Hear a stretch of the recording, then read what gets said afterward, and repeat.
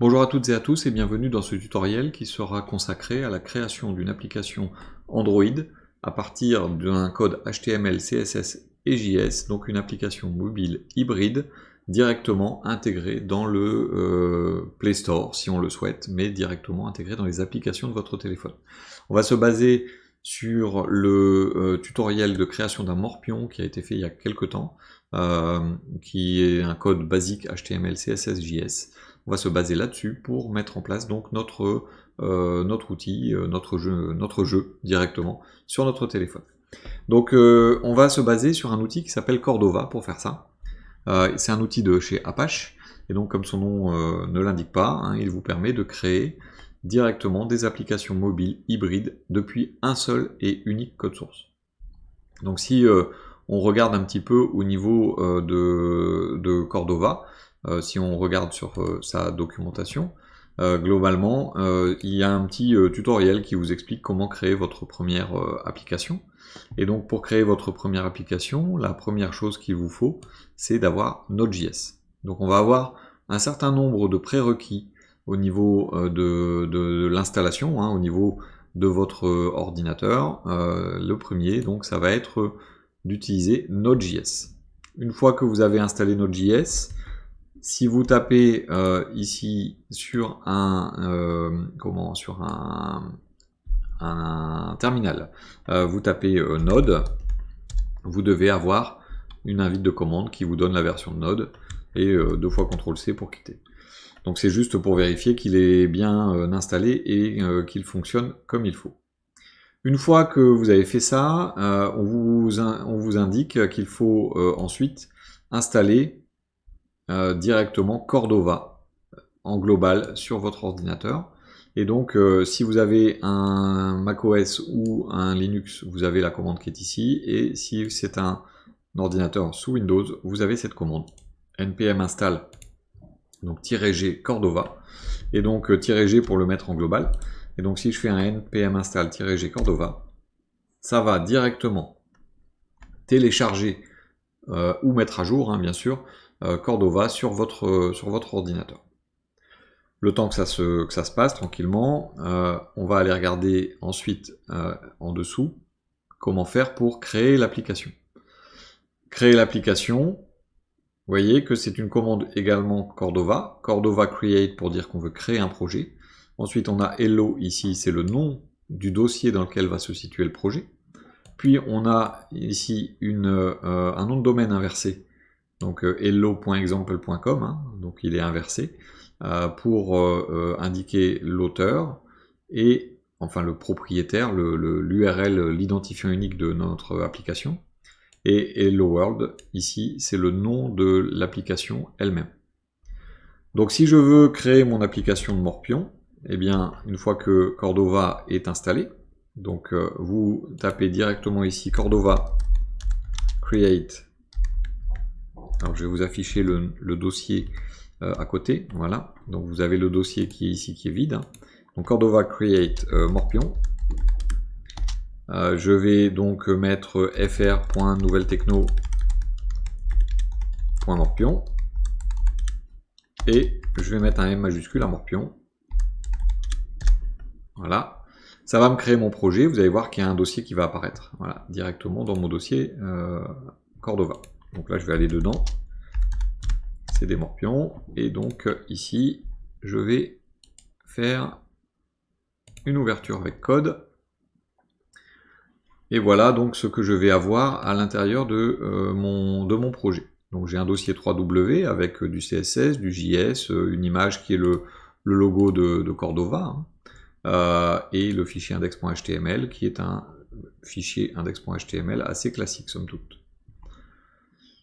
Ce qu'on va faire ici, donc dans config.xml, je vais avoir les différentes infos de configuration, hein, donc j'ai bien directement le domaine inversé, j'ai ici la version, j'ai le nom, ici donc c'est la description, jeu de morpion, voilà, et ici je vais pouvoir mettre par exemple les infos, contact@nouvelletechno.fr, je vais mettre ça comme nom de domaine avec un HTTPS. Et ici, je vais mettre juste le nom, pareil.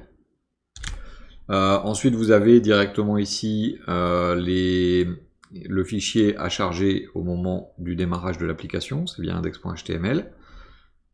On autorise toutes les origines, donc pour les notifications par exemple, ce genre de choses. Vous allez avoir ici les liens vers l'extérieur qui sont autorisés, et ensuite les différents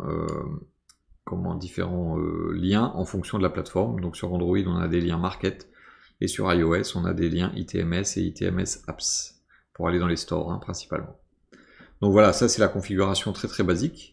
Mais maintenant, ce qu'on aimerait bien, c'est pouvoir ajouter donc les infos de la plateforme sur laquelle on veut travailler, et les infos correspondant donc à notre jeu, à nous, hein, donc à notre projet.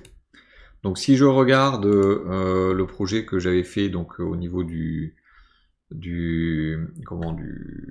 tuto sur le Morpion, je vais avoir la possibilité directement de prendre mon code et de l'amener dans www. Je copie les dossiers. Donc là, ils me disent, attention, il y a déjà du CSS, du JS, du HTML. Hein. Donc on va remplacer. Voilà. Et donc là, ça va directement avoir remplacé les fichiers. Une fois que vous avez fait ça, eh bien, dans la documentation, on vous indique d'ajouter des plateformes. Mais par exemple, on va pouvoir ajouter la plateforme Android. On va pouvoir ajouter différentes plateformes. Comme iOS, mais une fois qu'on a ajouté les plateformes, on va avoir besoin d'outils complémentaires. Donc il y a une page qui s'appelle donc Develop for Platform, et vous avez Android, qui est le guide en fait, qui va vous permettre de préinstaller les outils qui vous permettent donc de développer et de créer, de fabriquer une application Android.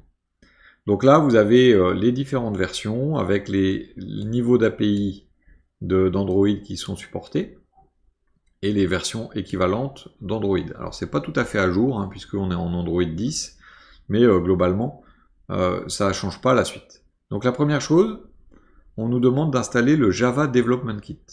Donc ce Java Development Kit, si j'ouvre le lien, c'est un produit Oracle, et donc vous avez une page de téléchargement, et tout ce qu'il faut faire, c'est aller chercher le Java Development Kit. Donc moi je vais prendre celui de x64 pour Windows 64 bits. Et si je clique dessus, je vais avoir un petit souci temporaire. Je vais prendre la licence, enfin valider le contrat de licence. Il ne veut pas que je clique dessus. Voilà. Et ensuite je vais faire download et c'est verrouillé, il faut s'inscrire. Bon, s'inscrire, c'est créer un compte, c'est pas encore un gros problème. Donc moi je l'ai déjà fait, hein, j'ai déjà installé. Une fois que vous avez installé le JDK, vous devez installer Gradle. Donc Gradle, c'est à partir d'Android 6.4, enfin Cordova pour Android 6.4, vous devez installer Gradle. Gradle est un outil qui va vous permettre de fabriquer l'application Android. Donc vous allez sur le site de Gradle, là vous faites une installation manuelle, vous téléchargez et il vous explique que par exemple pour Windows, vous créez un dossier C Gradle, vous prenez le contenu du dossier Gradle 661 que vous avez téléchargé dans votre dossier Gradle, et ensuite vous créez le pass dans les variables d'environnement pour aller chercher Gradle. Une fois qu'il sera installé, si dans votre terminal vous tapez Gradle-V, il doit vous donner la version de Gradle et pas, en tout cas, pas un message d'erreur une fois qu'il aura chargé l'outil. Donc on a bien Gradle 661 qui est directement installé. Ça c'est pour Gradle, donc je vous laisse faire, hein, vous mettez en pause et puis vous installez tranquillement. Ensuite vous avez besoin du SDK d'Android. Donc les SDK, donc on a le JDK, Java Development Kit, et le SDK c'est Software Development Kit. Et donc il vous propose d'installer Android Studio. Donc Android Studio c'est un outil de développement pour Android. mais il vous propose de l'installer parce que justement, il vous permet facilement d'installer les SDK nécessaires. Donc vous cliquez sur Download, vous l'installez, et une fois installé, vous allez arriver sur directement Android Studio. Alors là, il y a une petite erreur en fait. Enfin, c'est plus tout à fait la même façon que dans le tuto. Donc moi, j'ai voulu installer le SDK pour Android en version 29, donc Android 10, et ça marchait pas. En tout cas, en utilisant ces options-là. Pourquoi? Parce que le SDK Manager, qui était avant dans le menu Tools, a migré et se trouve maintenant dans File, Settings, et vous avez dans Apparence, System Settings, Android SDK. Donc c'est pas tout à fait accessible de la même façon. Une fois que vous êtes arrivé dedans, vous avez les plateformes SDK, vous choisissez les plateformes que vous voulez. Donc moi j'ai pris les 28, 29, 30 au niveau des niveaux d'API. Donc ils sont Android 9, 10 et 10+. Ça c'est coché. Une fois que vous avez coché, vous faites apply et ça va les installer. Et dans les SDK Tools, vous prenez le SDK Build Tool qui doit être installé par défaut. Et le SDK Platform Tool qui doit être également installé par défaut. Une fois que c'est fait, vous n'avez plus besoin d'Android Studio. C'est-à-dire que vous pouvez valider, fermer Android Studio. Vous n'en avez plus besoin, en tout cas pas pour ça. Ensuite, on vous demande de définir les variables d'environnement. Donc, il vous a expliqué comment faire ça sous Windows, les variables d'environnement dans les outils système, et vous mettez donc ces deux liens-là en pensant à changer le Your User par votre profil à vous. Une fois que tout ça c'est fait, vous avez une commande qui vous permet de savoir si vous avez effectivement tous les prérequis nécessaires. Donc les prérequis, je suis dessus, non, il me les charge. Les prérequis sont ici, mais il y a des prérequis logiciels également qui sont nécessaires. Donc là, si je tape Cordova Requirements, il est en train... Ah oui, il faut d'abord ajouter la plateforme, autant pour moi. Je vais d'abord faire un Cordova Platform Add pour dire maintenant que j'ai tout, je vais ajouter Android. Alors vous pouvez faire le Platform Add Android avant et faire le Requirements pour savoir lesquels il vous faut, et il vous met des liens éventuellement pour aller les chercher. Donc quand on fait un Platform Add, ça nous change un peu la structure de notre projet. Vous voyez, il y a un dossier Node Module qui apparaît, et il y a un dossier Plateforme, et il y en a un autre qui va apparaître également juste après. Voilà, donc dans Plateforme, j'ai Android, qui est la plateforme que j'ai installée, et dans Plugins, vous avez les plugins de Cordova pour justement la plateforme Android. Et si maintenant justement je vais retaper Cordova Requirements, il va me dire pour la plateforme Android, tu as besoin de telle chose. Donc il me dit, voilà, pour Android, j'ai besoin du JDK Java, il est installé, du SDK Android, il est installé. Android, j'ai un target sur 30, 29 et 28, c'est bien ce que j'ai coché dans Android Studio. Et Gradle est installé également directement. Donc là, j'ai tout ce qu'il me faut pour réellement créer mon application. Donc cette application, on va pouvoir la créer de façon assez simple. Donc si on retourne sur voilà, Create Your First Cordova Application, donc moi j'ai fait Cordova Platform Add. Ensuite, ici, derrière, bon, il me parle des prérequis. Bah tiens, c'était juste après, ils ont changé un petit peu. Et donc là, maintenant, il me parle de créer mon application. Donc, il me parle de faire un Cordova Build, ou il parle également de Cordova Build iOS ou Cordova Build Android. Tout dépend. Si vous faites Cordova Build, il va faire un build sur toutes les plateformes que vous avez installées sur votre projet. Donc là, il est en train de faire des vérifications, il démarre les différents outils pour faire la build, et une fois que tout ça sera fait, eh bien, il va créer donc notre fichier APK. Donc voilà. Il démarre donc il démarre Gradle. Et une fois qu'il aura fait tout ça, vous aurez votre fichier, votre joli fichier APK qui va vous permettre donc de tester votre application sur le téléphone par exemple ou sur un terminal de test. Donc là, je vais être sur la partie suivante. Donc, on nous propose éventuellement d'émuler. Alors, émuler, c'est bien, mais attention, ça marche pas partout. Ça marche pas systématiquement sur tous les ordinateurs de lancer un émulateur. Donc, vous pouvez éventuellement, si vous avez votre téléphone connecté à l'ordinateur, vous pouvez directement faire un Cordova Run. Donc une fois que la build est terminée, ce qui est le cas, donc hop là, autant pour moi, j'ai copié un truc qu'il fallait pas. Donc si je fais Cordova Run Android, moi, je vais avoir donc une réponse. Voilà, donc il est en train de refaire la build, ça va en général relativement vite la deuxième fois, puisque la première fois c'est un petit peu plus long. Il est en train de builder, et là donc je n'ai pas de téléphone qui est branché.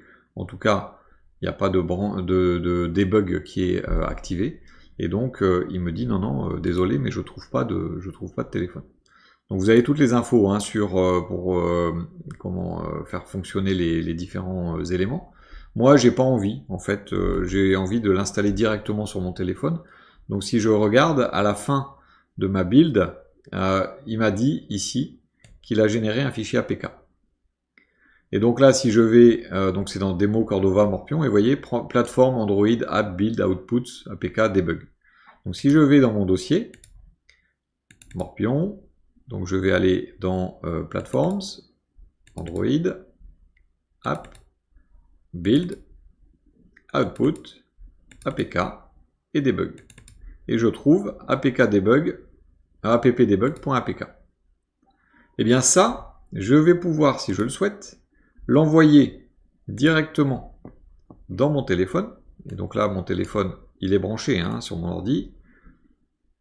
Je vais prendre directement le fichier appdebug.apk, je vais le mettre dans mes documents, ou ailleurs. Hein. Donc je l'avais déjà fait, donc il me le dit. Donc là, ce qui va se passer, c'est que hop, je vais revenir en pleine lucarne. Voilà, donc j'ai effectivement appdebug.apk, vous le voyez. Bon, il est un peu flou, mais je vais le lancer. Donc il me propose d'installer, hop là, vous voyez, est-ce que je veux installer l'application? Donc c'est bien Morpion. Hein. Je fais installer. Ça prend quelques secondes. Donc là j'ai une petite info de protection. Voilà, donc il me fait une analyse antivirus, et là il me propose d'ouvrir. Et si je fais ouvrir, voilà, donc j'ai mon application. Alors là, elle paraît un peu bizarre, mais c'est parce que je suis en dark mode. Hein. En dark mode, voilà, je vais passer en mode clair. Et donc j'ai effectivement mon Morpion qui est fonctionnel. Donc hop, j'ai mis une croix. Hop là, je vais y arriver. J'ai mis une croix. Ici, je veux mettre un O au milieu. Voilà, j'ai mon Morpion qui est effectivement fonctionnel. Donc je vais faire un O ici, une croix ici. Et donc j'ai gagné. Il est bien marqué, le joueur a gagné. Et donc cette application a été générée grâce donc à notre Cordova. Donc grâce à cet outil, l'application a été générée à partir d'un simple projet HTML CSS JS qui est un projet de base. Bien sûr, on aura la possibilité de faire beaucoup d'autres choses. Là, c'est aujourd'hui juste l'intro qui vous explique comment faire pour créer l'application. Une fois que vous avez créé l'application et qu'elle fonctionne comme ça de façon, on va dire, très succincte et très basique, eh bien vous aurez la possibilité directement d'aller un peu plus loin. Mais ça, donc, ce sera l'objet d'autres tutoriels. Donc voilà globalement ce que je pouvais vous dire aujourd'hui sur la création d'une application mobile hybride avec Cordova. Donc il y avait avant un site qui s'appelait PhoneGap de chez Apache justement, de chez Adobe pardon, pas Apache, de chez Adobe. Le problème c'est que il l'arrête, on est le 29 septembre, il l'arrête le 1er octobre 2020, donc voilà pourquoi je commence cette série. On va regarder un petit peu à la fois comment interagir avec les appareils, comment envoyer des notifications, des choses comme ça. Alors pas forcément avec un jeu comme celui-là, mais là c'était déjà une première introduction. Je vous remercie en tout cas beaucoup pour votre fidélité et votre attention. Je vous invite à vous abonner, à regarder les vidéos, à joindre le Discord et surtout donc à donner votre avis. N'hésitez pas. Merci beaucoup et je vous dis à bientôt.